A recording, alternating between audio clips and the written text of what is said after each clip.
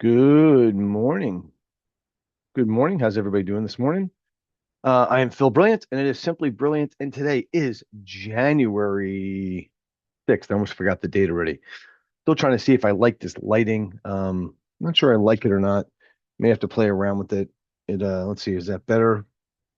I like that better. Screw the lighting. I'm going back to the way I was. I like to live in the dark.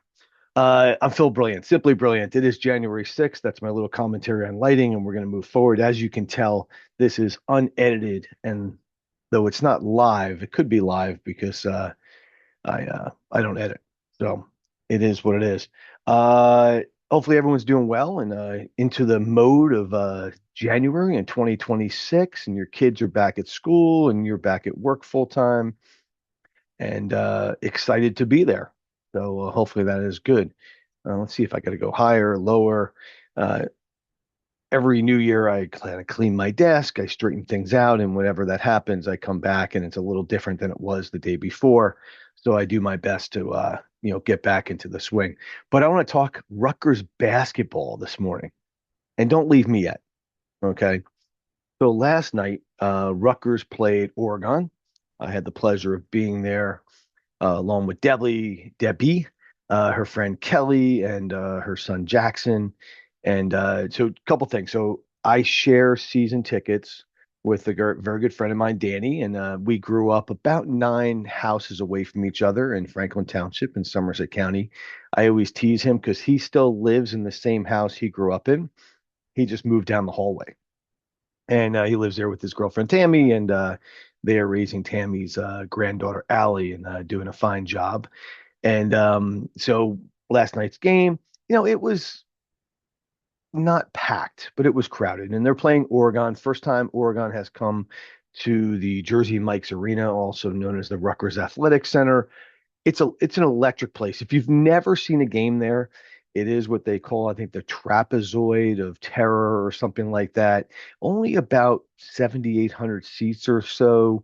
They've threatened over the years to increase the size of it. And Dean Smith and Mike Krzyzewski and Tom Izzo, top coaches of all time, have always said the toughest place to play because literally the fans are on top of the players. Okay. When the guy is taking a free throw in front of me, I yell, he hears me. I can see him blink his eye. It is pretty amazing. But last night, game went to overtime only because a terrible, terrible call. You should go look at it. It's all over the internet. Terrible call. Rutgers went to overtime, but Rutgers pulled it out, beat Oregon, I think for their first time as Oregon being in the Big Ten. Don't want to talk basketball anymore, but I want to tell you, so as part of our season tickets, we get hospitality tickets. And hospitality tickets are we go into this back area and we get fed before the game and we get fed after the game, excuse me, during the game. They have a snack. Um, and so during the game at halftime, I went back there and I ran into a group of, we'll call them a New Jersey mayor's group that were invited to the game by Rutgers. And so they were hanging out. And one of those mayors, and I'm not going to use names because the funny part is every time I use a name, that person either gets called or text by somebody from the Roderick administration about what they said. So I don't want to vilify another person because they basically spoke ill about what's happening in Tom's River. But this individual happens to be a mayor of a New Jersey community. We'll say in the top 25 populated in the state of New Jersey. So if Tom's River is number 8, if Dan Roderick wants to call the other 24 and say, "What are you saying about me?" Have at it. Um, I knew this individual for a long time. Consider the person a friend, an acquaintance. Was affiliated with another organization, and knew the individual well before um, he became mayor. And I'll use he in the general sense um, to also protect the individual's identity. But so we started talking and everything like that. And the first thing that came up was an interesting part of the conversation was that the individual had been contacted about the seating for the inauguration of Mikey Sherrill on January 20th. And would the individual be interested or be willing to sit in the proximity of the mayor of Toms River, Daniel Rodrick? I was like, that's really a call that happens? Well, it appears that there's been a lot of requests not to sit next to that individual, um, because the individual's polarizing, the individual's negative, the individual um, is who he is. We're not going to change that, sugarcoat that. But it's just a repeat. And I know I saw something on Facebook the other day that blames me. It blames the transparency, Toms River Residents for Transparency page. It blames the recall of Daniel Rodrick on the negative vibe in Toms River, on the fact that people outside of Toms River think negatively right now, that people in real estate are saying they don't want to move to Toms River because of what they're seeing on social media. And supposedly that's my fault. I would like to tell you, I take responsibility for my mistakes. I take responsibilities for my action. I have never, ever backed down on responsibility. But on this one, I'm not. Okay.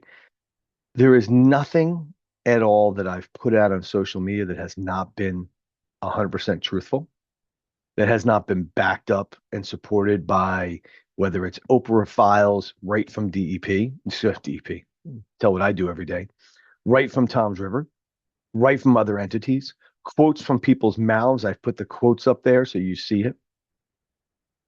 What is happening in Toms River is a complete reflection on the administration. And that administration is led by Daniel Rodrick, if you want to call that leadership.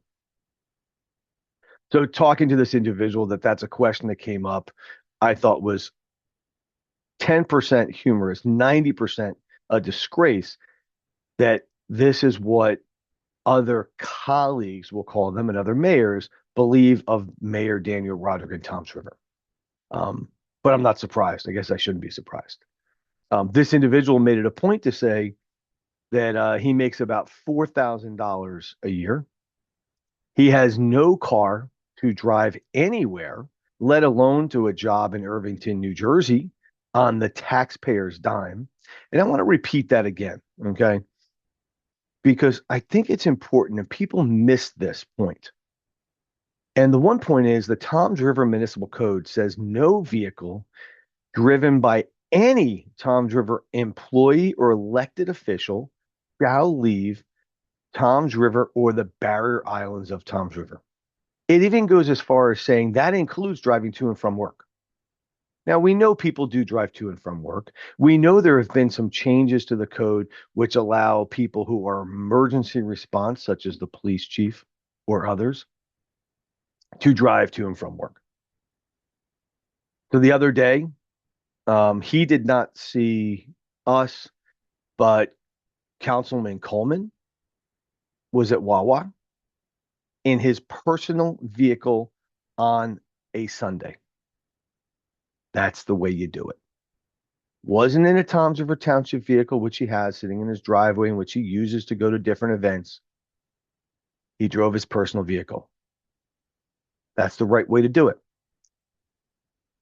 Daniel Rodrick continues to drive the township owned vehicle, taxpayer dollar vehicle, continues to fill it up with fuel from the taxpayer paid pumps, which has the taxpayer paid fuel. And there are people on social media who say, that's okay. There are people who say, oh, you know what? He's on call 24 hours a day. He has to respond. You know, and I know, he's not hopping into a vehicle in the middle of the day in Irvington, New Jersey and driving back to Toms River. We do know he's on the computer all the time. We see his posts. We do know he's texting people all the time. And we do know he's calling people all the time. And he even said once on the public record, when he was still employed by Middletown, let me correct that. He's actually still, he says he sued Middletown and says he's still employed by them. Where's my damn check? But he said on the record, you can reach me any time of day, any time of night. My cell phone's always by my side. Give me a call. Even when he's working during the day as a teacher in Middletown, I'm sure same applies as he's working in Irvington, New Jersey. Okay. So this mayor made a point to say, $4,000 a year, and I don't have a car to drive. But as we're talking, an individual walks up, puts his hand out, takes this individual's hand, and acknowledges the fact that I am a constituent. I live in your town, in your municipality, and I want to thank you for the work that you're doing. I want to thank you for the time that you dedicate. And I want to thank you, quote unquote, for putting blank town first. I stopped. I said, can you repeat that? And the individual said, thank you for putting blank town first, our town first. And I said, that is a breath of fresh air to hear. And, the individual was very thankful. And the constituent went on to say, it's been a long time since I've said that to an elected official, and you represent all that is right. I could have just dropped the mic right there, and that would have been the best thing and the best night. But I thought that was interesting that no, we're in a Rutgers basketball setting. This constituent just saw the individual across the room, made a beeline, and came and said, "I got to say something to this mayor." That's what we want from leadership. That's what we want from our elected officials. We want to feel good about that person. And I don't care what y'all want to say. And the petition now has over 14,000 signatures. We have probably about 17 days left. We're going to keep pushing along. This Saturday, 10 to 4 at the Clarion at 815 Route 37 West. We will be there all day taking signatures, collecting petitions, notarizing petitions. There'll be some light refreshments. We will have council members in and out on the day to be able to talk to residents, taxpayers, voters, whatever you want to do. Come out, say hi.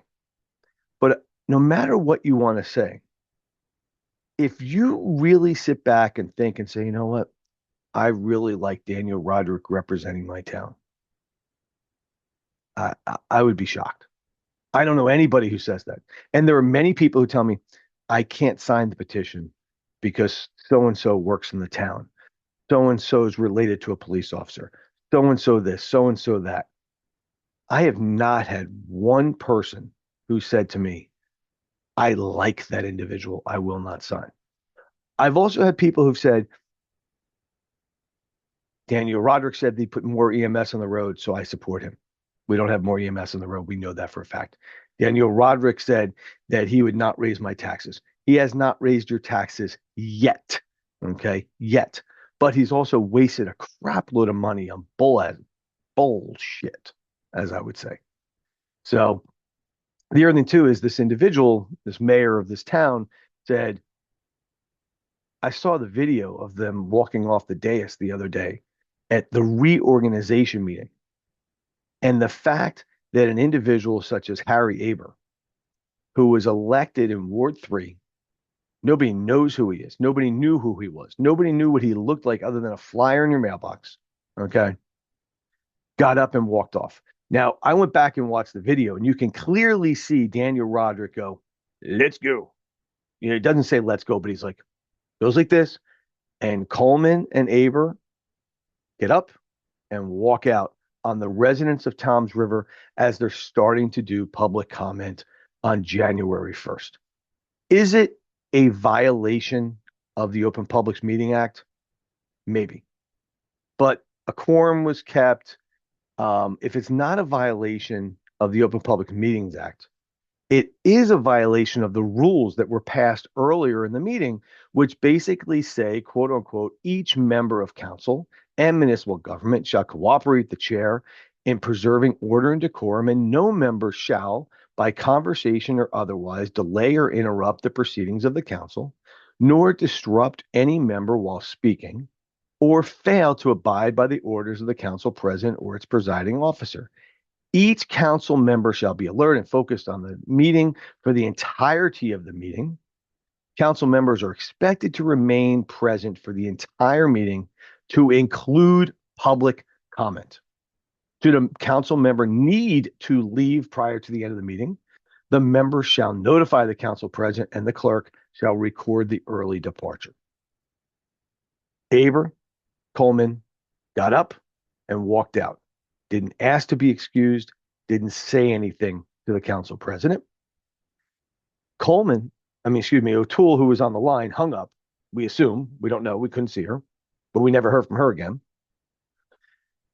And even Council President Sikosi yells out, Harry, stay. We want to talk. I want to talk about you. And he still turns and walks out the door, even as constituents are saying, we want you to stay. What do we call that? We call that we don't want to hear from you. We call that your time is less important than mine.